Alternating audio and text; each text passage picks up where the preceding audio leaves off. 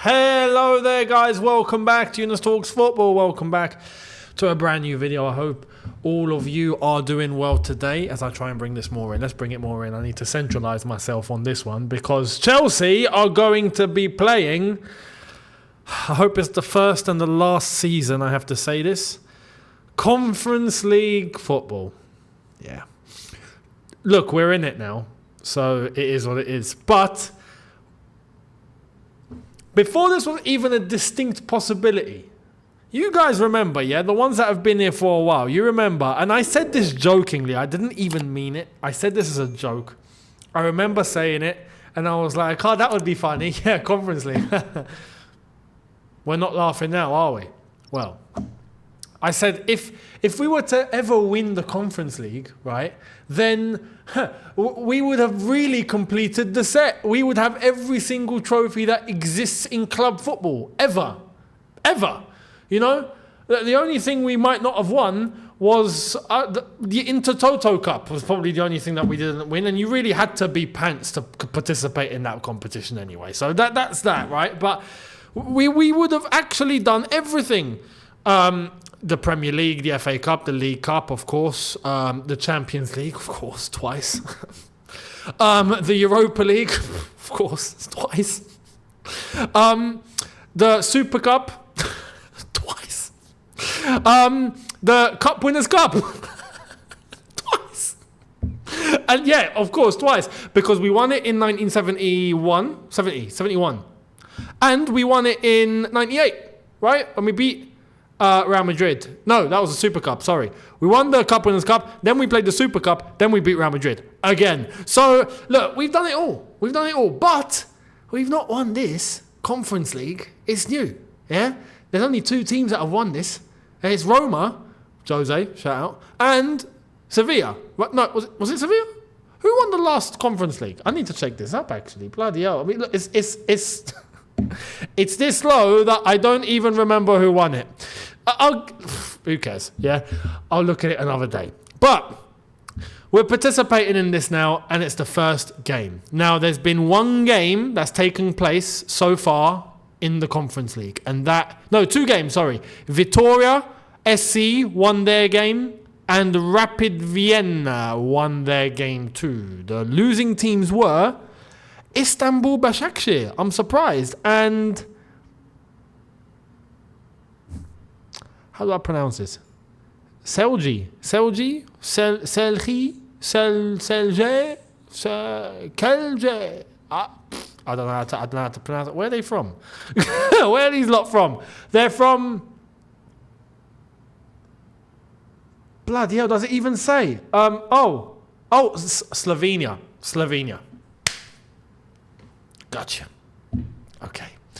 I saw a stat, yeah? This is a Conference League preview, so we might as well, talk about the Conference League. I've not got much to say on Gent. I'll get to Gent in a sec, actually. I've got one thing to say about them. But I read a stat, yeah, that, and, we don't normally talk about stats on here, yeah? But the Chelsea squad right now is valued at 1.6 billion, right? The other 35, you know where I'm going with this. The other 35 participating teams in the Conference League, wait for it, combined, are worth 1.5 billion. We outvalue the rest of the entire flipping competition combined. We don't belong here, guys. We don't belong here. This is like, this is the equivalent, right? If, I'm trying to come up with a I need this to hit home. I need it to hit home, yeah? Elon Musk walks into Morley's Now, listen, if you're from London, you know exactly what Morley's is. If you're from the UK, you might know what Morley's is. If you're from outside of the UK, you probably don't know what Morley's is. Morley's, low budget chicken and chip shop. Yeah? You want a quick chicken wing and fries? Morley's. Yeah? You want a nice little, yes, boss man, can I have 4 wings and chips? Yes, no problem. What are the prices now? Back in my day, they used to be $1.99 for like 3 wings and chips. I don't know what's happened now. It's probably like a tenner. I don't know. Everything has gotten super expensive. So, but imagine Elon Musk walking into, it's not even KFC. Elon Musk walks into Morley's. Doesn't belong there. Does not belong there. We don't belong here. Now, saying that, we don't belong. I don't want to disrespect the competition. That's not the point. I'm saying Chelsea should be striving for so much more. And hopefully we're on the way there. But the Conference League, I'm not disrespecting here. And this is why I'm going to look at Chelsea. Listen, there's no ifs, buts, or maybes here. This is a requirement. We must win this competition. There's no discussion. I won't even be happy with losing the final. I'd be fuming if we got to the final and lost it. Yeah? We must win this, and we must win it with, I don't want to say ease. Yes, there's never ease, but we should win it comfortably. Do you know what I mean? Not that much pressure. It's not too big of an occasion. Yeah? It's routine. It's the routine. Standard routine. Yeah? Look. That trophy, can you go and pick up that trophy from over there, please, and bring it to this table, please? Thank you. Yeah, it's over there. Go and get it. That's it. That's how straightforward it needs to be. So I'm looking at Chelsea. Don't blow this. Don't make us look stupid. Listen, if we bottle this competition, we will look dumb. We will look dumb. I don't want to look dumb. I don't want us to look. There's already one team doing that very well right now over in Manchester. Yeah, they're doing that brilliantly as of right now. Leave them to it. They're in the trenches. We were there for 2 years. They're in the trenches. Let them, make themselves at home. They're doing what they got to do. We have to make sure we're taking this competition relatively seriously, and we're winning it. And we're never visiting this competition ever again. Yeah, pick it up, take it home, and never go back. And then when UEFA knock on our door and go, hey, can we take our trophy back because we're going to start it up again? Yeah, no problem. Was good decor. Here you go, mate. Have it back. Done. Don't need to talk about this ever again. Yeah? So hopefully that's the case. Now, Gent. Let's talk about Gent. I'll be honest, lads. I don't know too much about you. I know people get confused between Genk and Gent. They're 2 different teams. Don't get it mistaken. Genk are the top Belgian team. Gent are like Genk from Wish. You know what I mean? Again, I don't want this. I'm not mocking, I promise. I don't like angry Belgian people now coming after me. But listen, Gent, 3rd in the Belgian Pro League at the moment. Pretty much tells you, right? But they're 3rd. 6 points behind Genk. Antwerp are 2nd in that, and Club Brugge are actually 4th. I expected more from them. What's going on over there? Anderlecht have fallen off. Anderlecht used to be the team. Like, what's happened to Anderlecht? Cercle Brugge are hovering in the relegation zone. That's a weird one. Cercle Brugge are the sort of team that I think I remember back in the day that should be where like Gent are now. But anyway, things change. So that's that. Gent, though, is who we're playing. I'll be honest. Look, I'll look through their squad really quickly, and Archie Brown. We know Archie Brown. Archie Brown plays for them. All right, I didn't know that. Right, Archie Brown. He's from Birmingham. Right. Yeah. He plays. We're gonna see him tomorrow then. So that's that. Who else? They've got Ogre Johnson. Is he related? I don't know if he's related or not. But they've got Ogre Johnson. Thiago Araujo apparently is decent. They've got a Mitrovic, but it's not Mitrovic. That's in Saudi. It's a different geezer. So there's that. Daniel Schmidt in goal, maybe. I don't know if he's a 2nd or 3rd goalkeeper or whatnot. I don't recognise anyone else, I'll be honest. And so that's who we're playing, and I can't comment. Who's their manager? Their manager is Wouter Vranken. And he's a former defensive midfielder. So, okay, Gent are going to park the bus tomorrow then. And he managed that Genk, funnily enough. Some people might say he downgraded. I don't know. Anyway, that's all I have on Gent. So, I guess good luck tomorrow, Gent.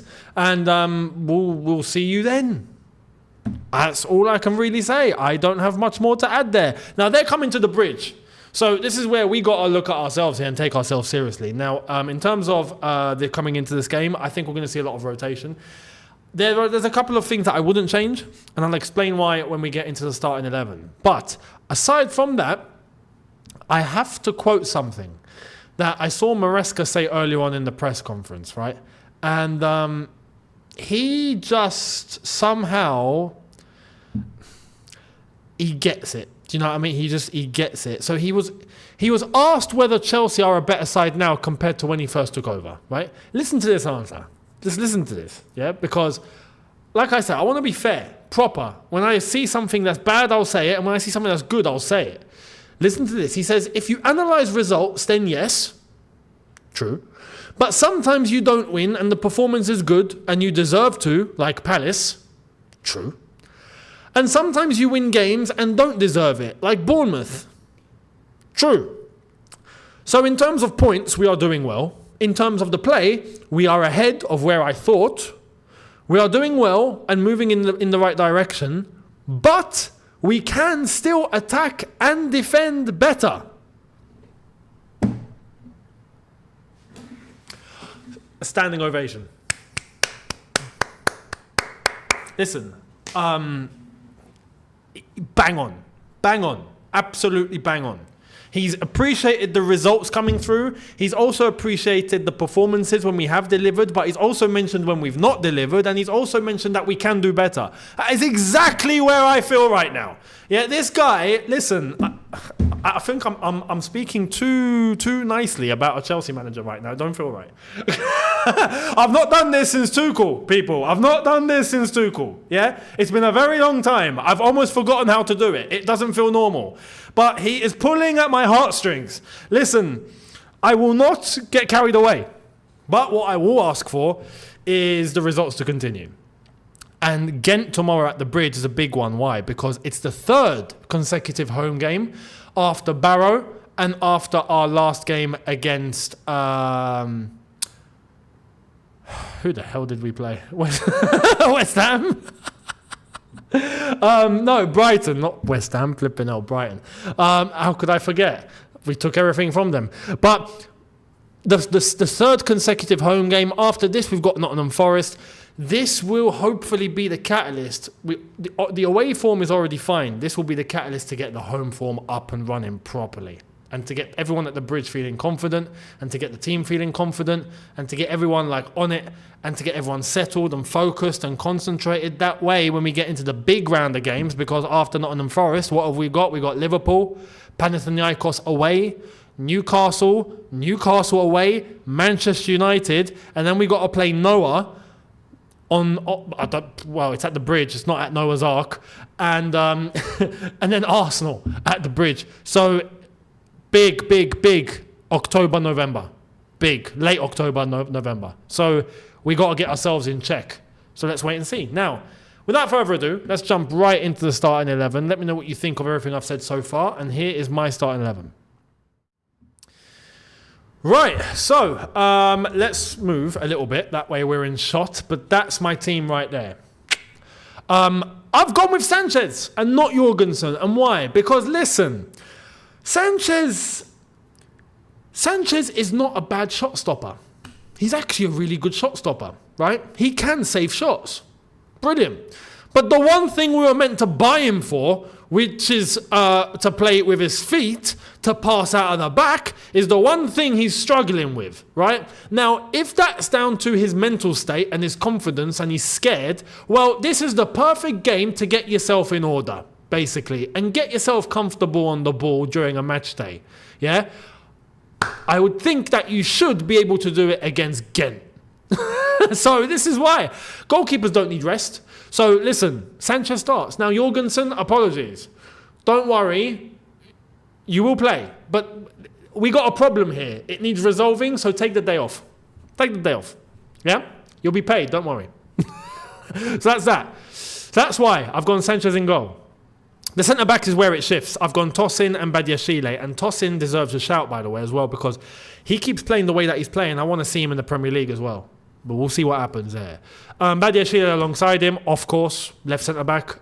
Vega, I've put a left-back in order to invert and come inside, of course, alongside Lavia, who I'm going to come to in a sec. But Vega, I've put at left-back. Chilwell's not in the UEFA squad, so we can't say Chilwell. And Cucurella needs a day off, I think, so we'll go with that.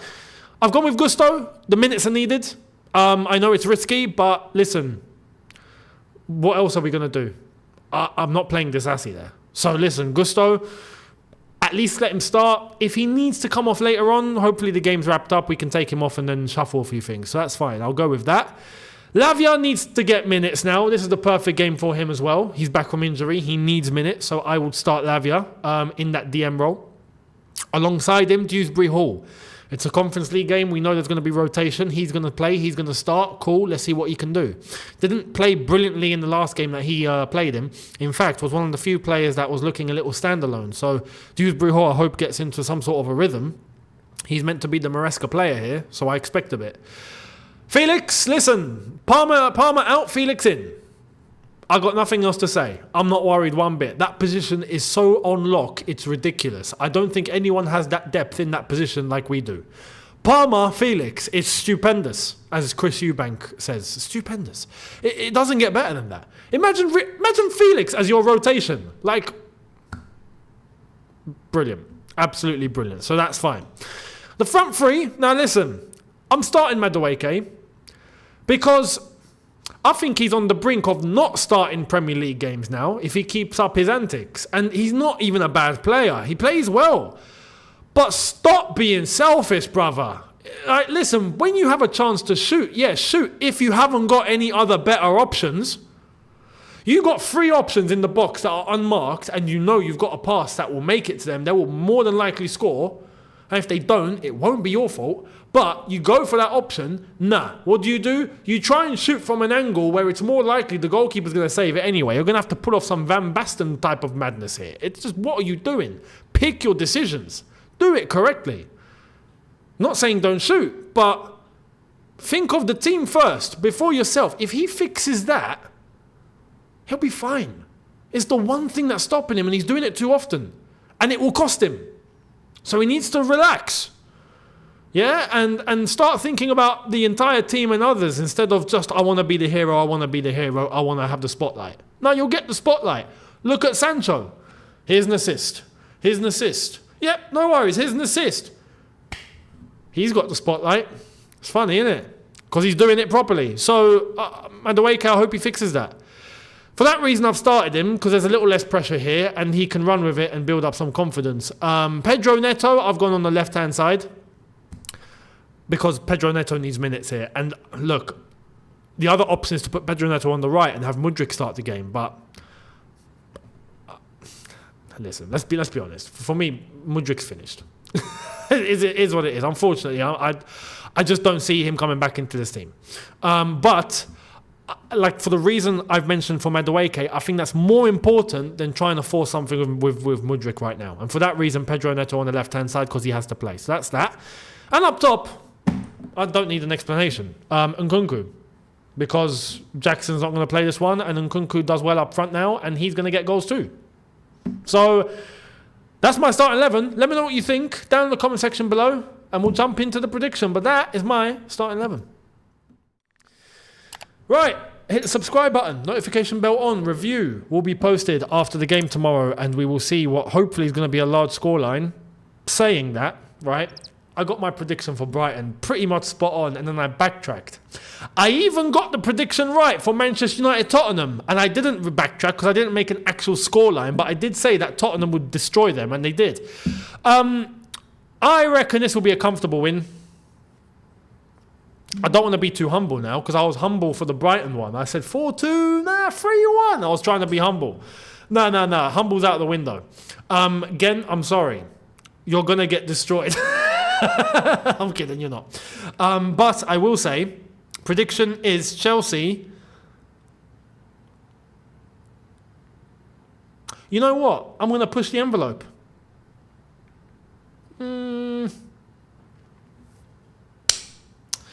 Chelsea 5,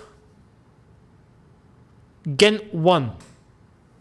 And yes, I say Gent 1 because we like to concede goals.